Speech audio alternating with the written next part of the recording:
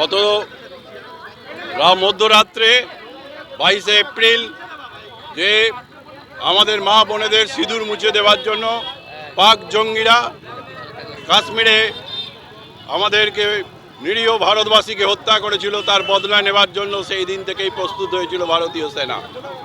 গত দুদিন আগে আমরা জানি পাক অধিকৃত কাশ্মীর সাত করে দেওয়া হয়েছে আমাদের বায়ুসেনার অভূতপূর্ব সাফল্যের দ্বারা।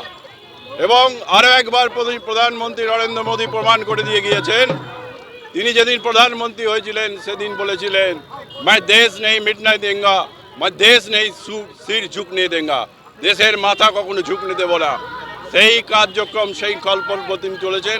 সর্বক্ষেত্রে আমরা দেখেছি ভারতের বিজয় হচ্ছে এবং 140 কোটি ভারতবাসী আজকে অভিনন্দিত এবং আনন্দিত যে তারা হিন্দু মা বোনেদের যে সিঁদুর মুছে দেওয়ার চক্রান্ত করেছিল পাকিস্তানি জঙ্গিরা, তার মুখের ওপর জবাব দেওয়া হয়েছে।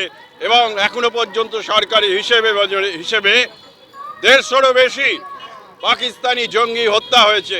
এবং পাকিস্তানকে আজ সারাদিন ধরে তাদের বিভিন্ন জায়গায় ভারতবর্ষ যেখানে যেখানে মনে করেছে পাকিস্তানি জঙ্গি রয়েছে, কোনো ব্যক্তিগত নাগরিক ও পাক নাগরিকের ওপর আক্রমণ হয়নি, গাইডেড মিসাইল দিয়ে আক্রমণ হয়েছে।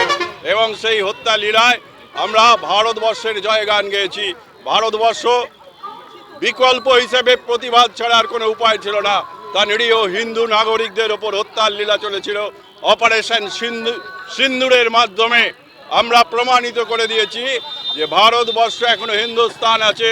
ভারতবর্ষ মোদিজির হাতে শক্তভাবে আজও গত 10 বছর ধরে যেভাবে দেশ চালিয়েছেন এখনো তিনি চলছেন।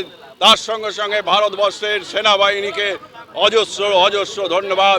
মধ্যরাত্রিতে অতর্কিত আক্রমণ করবার জন্য 25 মিনিটের আক্রমণে প্রায় 25 জন জঙ্গি নিহত হয়েছে।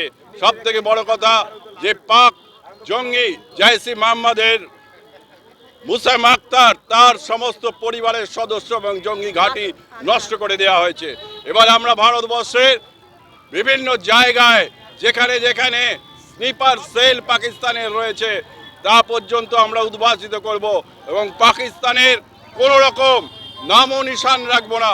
সারা পৃথিবীর ভিতরে পাকিস্তানকে একটি সন্ত্রাসবাদী রাষ্ট্র হিসেবে ঘোষণা করবার জন্য যা যা করার ভারত সরকার করবে।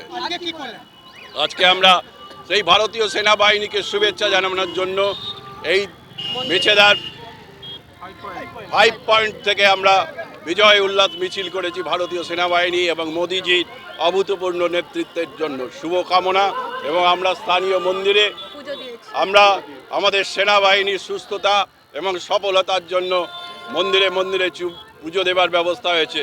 প্রত্যেকটি মণ্ডলে মণ্ডলে বিশিষ্ট মন্দির যেখানে রয়েছে, প্রখ্যাত মন্দির রয়েছে, সেখানে মন্দিরে ভারতীয় সেনাবাহিনীর সুস্বাস্থ্য এবং মঙ্গল কামনার জন্য আমরা পুজো দিয়েছি।